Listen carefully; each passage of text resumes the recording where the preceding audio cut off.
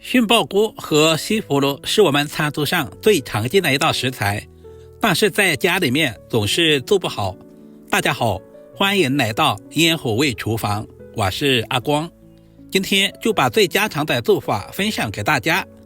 首先，往杏鲍菇和西葫芦的表面加入少许的食盐，像视频中这样揉搓一下，利用食盐的摩擦力，可以去除表面的一些杂质和细菌。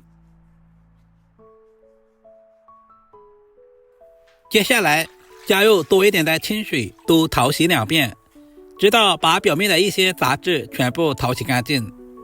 西葫芦富含丰富的膳食纤维、叶绿素以及各种微量元素，而杏鲍菇有杏仁的香味和鲍鱼的口感而得名，也有菌菇之王的美誉之称，其营养十分的全面。做法也有很多种，可以小炒，也可以红烧，还可以用来烤着吃。不管哪一种做法都深受大家的喜欢。接下来把头尾切掉一小部分，接着再对半切开，然后再简单的给下刀。首先把杏鲍菇切成小块，然后再切成厚薄均匀的片，我们千万不能切太薄，因为杏鲍菇的含水量达到 80% 以上，如果切太薄的话，那样吃起来口感不好。我们尽可能的切均匀一些，使其成熟度一致。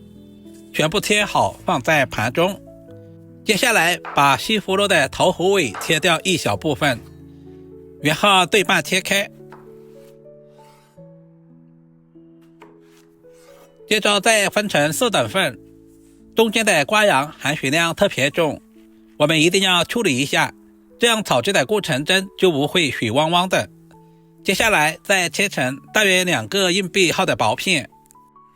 很多朋友没有把瓜瓤去除干净，炒出来的西葫芦水汪汪的。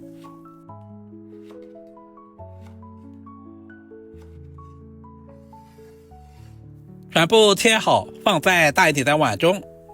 接下来往碗中加入1大勺的白糖，下手抓拌均匀，使西葫芦的表面都能够裹上白糖，放在一旁腌制着备用。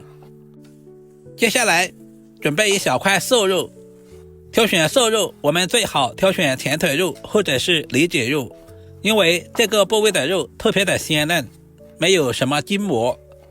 其实肉片也不是越薄越好，我们尽可能的切均匀一些，如果切太薄的话，在腌制的过程中很容易碎。接下来简单的腌制一下，加入少许的食盐，多一点的胡椒粉去腥增香，加入小半勺的生抽酱油，加入小半勺的玉米淀粉或者是土豆淀粉，下手充分的抓拌均匀，使调味料完全化开，抓至没有干淀粉就差不多了。接着加入小半勺的食用油，锁住肉片的营养和水分不流失，再次抓拌均匀，腌制5分钟左右。接下来准备一条清洗干净的胡萝卜，削掉外皮。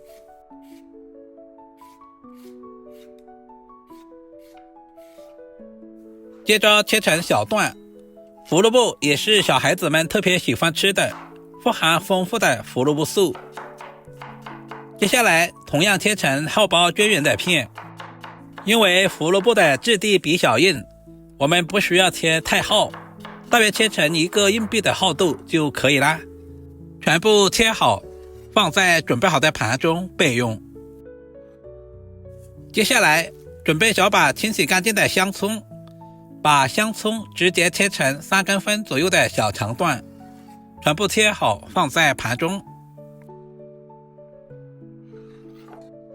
炒家常菜，我喜欢提前调够料汁，碗中加入小半勺的食盐，少许的松茸鲜，少量的白糖，少量的白胡椒粉，然后再加入2勺生抽酱油，加入小半勺的玉米淀粉，加入适量的清水，充分的搅拌均匀，提前调够料汁，也是节省炒菜的时间。现在的西葫芦也已经浸泡好了，加入多一点的清水清洗一下。加入白糖腌制过后的西葫芦无会软塌塌的，这也是为什么不用食盐来腌制的主要原因。食材准备好，我们开始操作。准备一锅开水，加入1大勺的白糖，少量的食用油。我们要提前把杏鲍菇焯下水，因为杏鲍菇属于菌菇类，所有的菌菇类都含有草酸，同时杏鲍菇还有一种涩味，加入白糖可以去除里面的涩味。大约煮1分钟左右，煮制成视频中这样的透明状，直接控水备用。另起锅，加入少许的食用油，油温烧至3成，把准备好的肉片直接倒在锅中，快速的翻炒均匀。我们要把腌制好的肉片炒至变色，这里我们炒制的时间大约在20秒左右，如果时间太长，炒出来的肉片很容易塞牙。一般在饭店我们都是用过油的方式，炒制成肉片完全的变色就直接捞出来，放在盘中备用。另起锅，加入少许的食用油，接下来把胡萝卜片直接倒在锅中，开小火把胡萝卜炒出香味，炒干水分。随着温度的升高，胡萝卜慢慢的炒干了水分，炒出了胡萝卜油。我们不需要炒太长的时间，因为胡萝卜本身可以生吃。如果时间太长，炒出来的胡萝卜软塌塌的，那样吃起来口感不好。把切好的西葫芦直接倒在锅中，快速的翻炒均匀，把西葫芦表面的水分炒干，炒出香味。翻炒1分钟左右，我们就把杏鲍菇也倒在锅中，快速的翻炒均匀。因为杏鲍菇的质地呈海绵状，在焯水以后含有大量的水分，我们一定要多翻炒一会儿，这样更方便入味。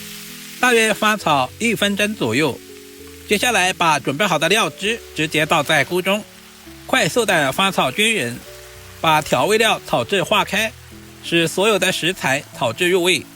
接下来把炒好的肉片再次倒在锅中，因为肉片已经提前炒制过了，所以我们炒制的时间千万不能太长。最后把准备好的葱段直接加在锅中，快速的翻炒出香葱的香味。亲爱的朋友们，视频都看到这里了，借您发财的小手点个赞再走呗。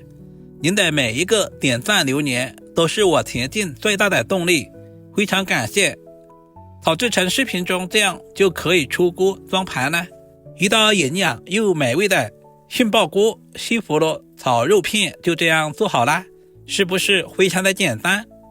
杏鲍菇西葫芦胡萝卜搭配肉片，能实现营养互补，兼顾膳食纤维、维生素、优质蛋白质和矿物质，是一套均匀的家常食材组合。